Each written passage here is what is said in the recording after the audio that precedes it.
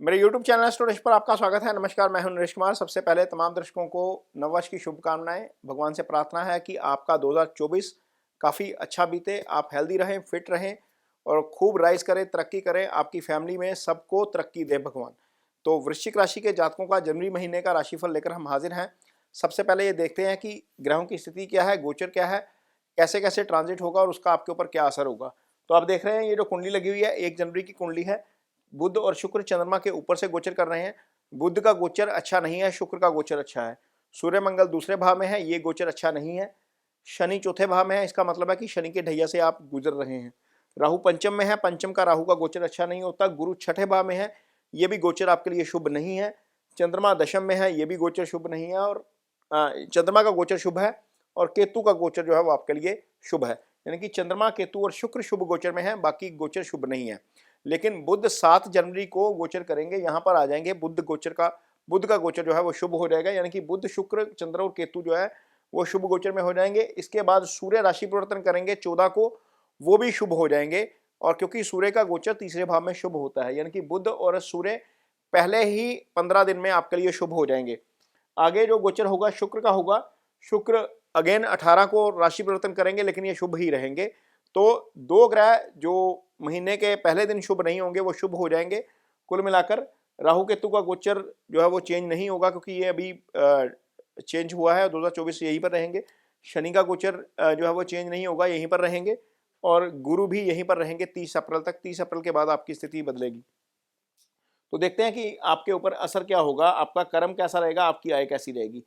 तो गुरु जो है वो शुभ गोचर में नहीं है, क्योंकि गुरु से हम फाइनेंस देखते हैं, गुरु से ही पैसा आता है। लेकिन गुरु इस भाव के लिए शुभ गोचर में नहीं है। गुरु की दृष्टि इस भाव के ऊपर पड़ रही है, कर्म स्थान के ऊपर। गुरु की दृष्टि धन स्थान के ऊपर पड़ रही है। धन स्थान में गुरु की अपनी मूल त्रिकोण राशि धनु है। तो यहां पर गुरु का गोचर कर्म भाव के लिए अच्छा हो गया, लगन के लिए अच्छा नहीं है, कर्म भाव के लिए अच्छा होगा। लगन भाव के लिए अच्छा इसलिए नहीं क्योंकि वो छठे भाव में बैठे हैं, बीमारी दे सकते हैं, मोटापा दे सकते हैं, डाइजेशन से संबंधित इशू दे सकते हैं, लेकिन वो कर्म भाव के लिए अच्छे हैं। आपके कर्म में राइजिंग देंगे आपको, क्योंकि ये भाव यहाँ से यदि हम काउंट करेंगे तो छठा भाव दशम का 9वां बनेगा। तो 9वें भाव में गुरु का गोचर, यानी कि कर्म की तरक्की के भाव में गुरु का गोचर, आपको उससे अच्छे फल मिलेंगे। मनी का फ्लो जो है वो कंटिन्यू रहेगा। वैसे भी केतु यहाँ पर शुभ गोचर में है और इस भाव का स्वामी जो धन भाव का स्वामी बनता है वो चला जाएगा 7 जनवरी को धन स्थान में। और आय स्थान का स्वामी धन स्थान में, उसके ऊपर गुरु की दृष्टि। ये कॉम्बिनेशन जो है, ये जो प्लैनेटरी पोजीशन है, ये निश्चित तौर पर मनी फ्लो को कायम रखेगी और उसमें वृद्धि करेगी जनवरी का महीना भी। आगे देखते हैं रिलेशनशिप के लिहाज से चीजें कैसी हैं। यहां पर मुझे थोड़ी सी दिक्कत नजर आ रही है, क्योंकि 2 ग्रह जो हैं वो पाप ग्रह, वो दूसरे भाव में बैठे हैं। ये कुटुंब का भाव होता है और केतु यहाँ पर आपके लिए शुभ है, यहाँ पर शुभ फल देंगे। लेकिन केतु चूंकि यहाँ पर सप्तम को देखेंगे, इसलिए ये भाव डिस्टर्ब करेंगे। मंगल और सूर्य वाणी वाले भाव में है।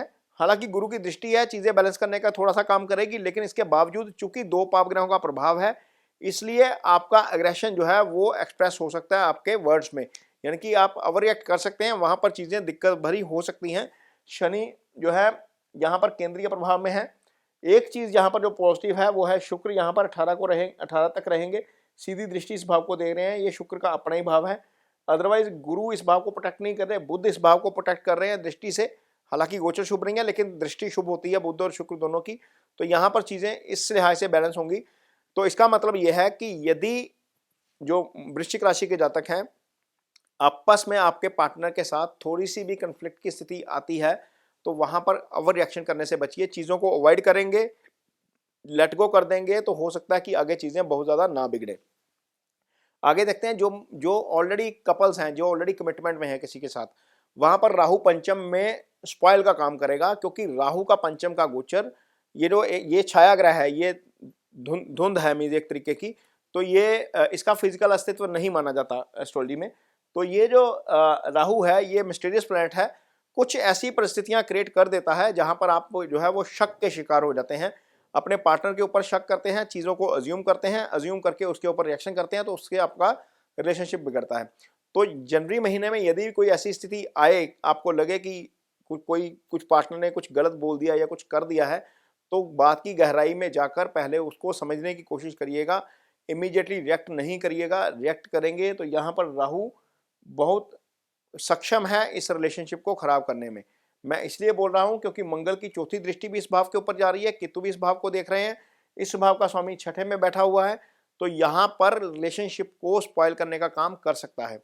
यहाँ पर आपको ध्यान रखना पड़ेगा जो ऑलरेडी कपल्स हैं वृश्चिक राशि के जातक। इसके अलावा यदि हम बात करें आपकी हेल्थ की, तो हेल्थ को लेकर जैसे मैंने बताया कि इस भाव का स्वामी तो मंगल सूर्य के साथ है, वो हेल्थ के कारक है, वो कोई दिक्कत वाली बात नहीं है। लेकिन गुरु छठे में जाएगा तो आपको हेल्थ से संबंधित समस्या दे सकता है, खासतौर पर डाइजेशन का इशू आपको हो सकता है।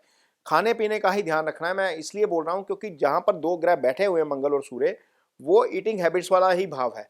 वहाँ पर आप कुछ ना कुछ गलत खा लेंगे, गलत इनटेक करेंगे, वो बॉडी रिएक्ट करेगी, वहाँ से चीज़ें हो सकता है कि थोड़ी सी डिस्टर्ब हो। हालांकि छठा भाव ऐसा भाव होता है जिससे पैदा होने वाली बीमारी जो है वो क्योर हो जाती है, ईजिली क्योर हो जाती है, कोई दिक्कत वाली बात नहीं आती। लेकिन इसके बावजूद हमें ये समझना चाहिए कि थोड़ी सी चीज़ें बिगड़ सकती हैं जनवरी के महीने में, और बिगड़ेंगे भी खान पान को लेकर।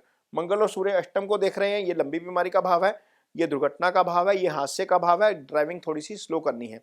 जिन घरों में खुशखबरी आने वाली है, यानी कि जिन घरों में महिलाएं गर्भवती हैं, प्रेगनेंसी के दौर से गुजर रही हैं, वहां पर भी खासतौर पर ध्यान रखने की जरूरत पड़ेगी जनवरी महीने में, क्योंकि कॉम्प्लिकेशन की स्थिति है। कॉम्प्लिकेशन इसलिए क्योंकि गुरु इस भाव का स्वामी छठे में चला गया है, राहु वहां पर विराजमान है, और केतु की दृष्टि है, मंगल की भी दृष्टि है। तो ये कॉम्बिनेशन एक तरीके से सेट ऑफ प्लैनेट्स जो है वो अच्छा नहीं है पंचम के लिए। जिनके घर में संतान आने वाली है, कोई भी लगे कि कुछ थोड़ी बहुत भी कॉम्प्लिकेशन है, तो वहां पर जरूर डॉक्टर को कंसल्ट करिए और इमीडिएट जाइए, क्योंकि मंगल का काम है ब्लीड करना। हो सकता है कि वहां पर कुछ ना कुछ गड़बड़ हो जाए। ये स्थिति जो है वो लापरवाही वाली नहीं होनी चाहिए, मीन्स आपके एंड से लापरवाही ना हो।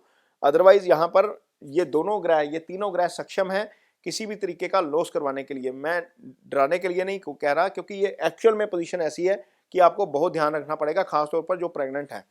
आगे बात करेंगे आपका स्टडीज कैसा रहेगा। तो स्टडीज के लिहाज से चीजें हम मान सकते हैं, क्योंकि बुध पहले ही दिन जो है वो चंद्रमा के ऊपर से गोचर कर रहे हैं, और बुध ही एकेडमिक एजुकेशन के कारक हैं। तो हो सकता है कि स्टूडेंट्स के लिए जो समय है वो काफ़ी बेटर रहेगा।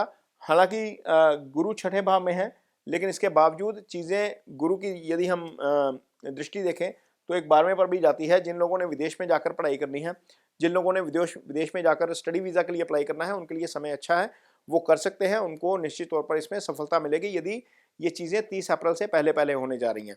तो यहाँ पर ये जनवरी महीने का वृश्चिक राशि का राशिफल है। ये वीडियो आपको कैसा लगा, इस पर कमेंट बॉक्स में अपनी राय जरूर दीजिए। यदि ये वीडियो अच्छा लगे तो इसे शेयर जरूर करिए, पेज को सब्सक्राइब जरूर करिए। इसके साथ ही मुझे दीजिए इजाज़त। जाते जाते आपको एक बार फिर नववर्ष की शुभकामनाएं।